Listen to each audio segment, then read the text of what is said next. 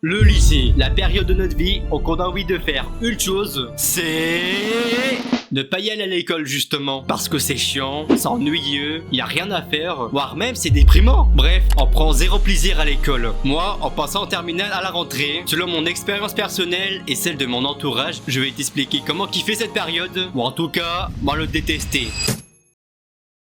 Avant ça, j'ai une question qui me draine depuis longtemps, c'est pourquoi on déteste tous le lycée. Mais tous, je pèse mes mots. Il y a peut-être moyen que tu connaisses une grande partie de la réponse. Déjà, la plus grande partie de la réponse, c'est que notre système scolaire est éclaté au sol. On le sait tous, on a le pire système scolaire d'Europe. Déjà que nos horaires et la charge de travail, c'est pas trop ça. Et qu'en plus de ça, le programme, je vais dire franchement, dans la très grosse majorité des cas, c'est pas intéressant. Ou en tout cas, ça va de rien servir. Même si il y a toujours des trucs intéressants qui peuvent servir dans notre vie de tous les jours. Mais à part ça, c'est nada. Et c'est pour ça qu'il y a pas mal d'élèves qui trouvent l'école ça chiant. C'est que le programme n'est juste pas intéressant. Après, il y a un autre élément qui nous plaît énormément au lycée. C'est que ça nous met un pressing constant. Si t'es en seconde ou que tu viens de passer en seconde, là, t'es plutôt tranquille. Mais par contre, en première et encore plus en terminale, le niveau de pression que les profs vont te mettre, c'est énorme. Ils vont te mettre de la pression sur ton avenir, sur le bac, en pensant que si tu rates, c'est la mort assurée. Alors qu'en réalité, on le sait tous,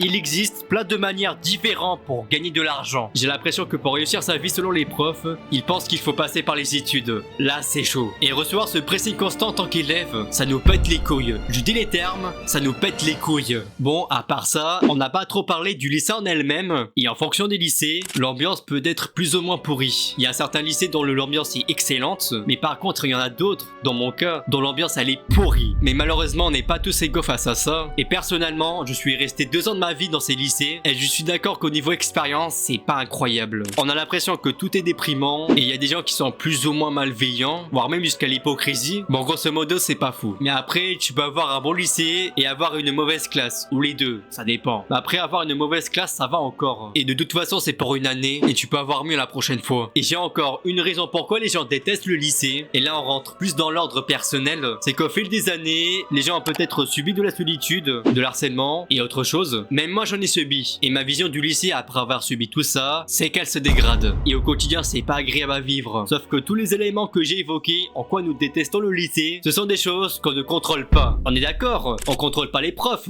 on contrôle pas les examens, on contrôle pas le directeur, on ne contrôle pas le ministre de l'éducation. Bon grosso modo, on n'a aucune influence là-dessus. Et au contraire, c'est là où je vais faire une nuance. Malgré ça, il y a des choses qu'on contrôle au lycée. Et c'est justement l'objectif de cette vidéo, c'est comment kiffer le lycée.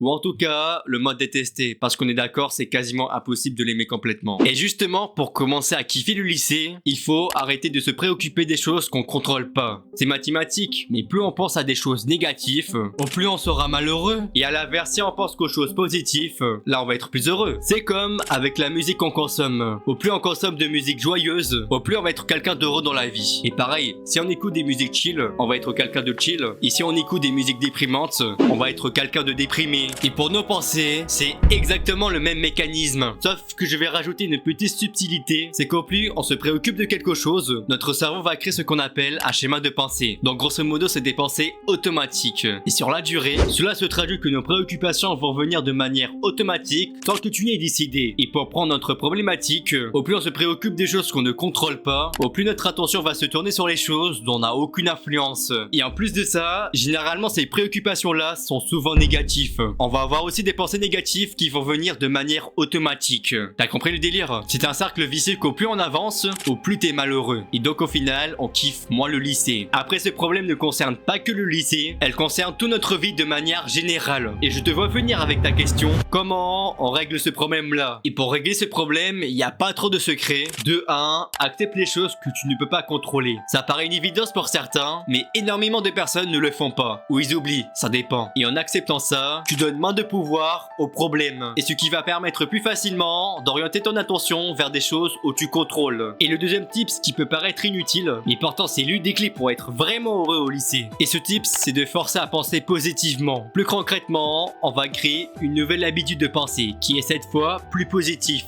Et normalement, tu as déjà les éléments nécessaires pour commencer à penser positivement. Ici, c'est déjà fait, tant mieux. Mais si tu ne sais pas comment faire, rejoins le serveur Discord de Résurrection qui est en description. On va t'aider comment faire.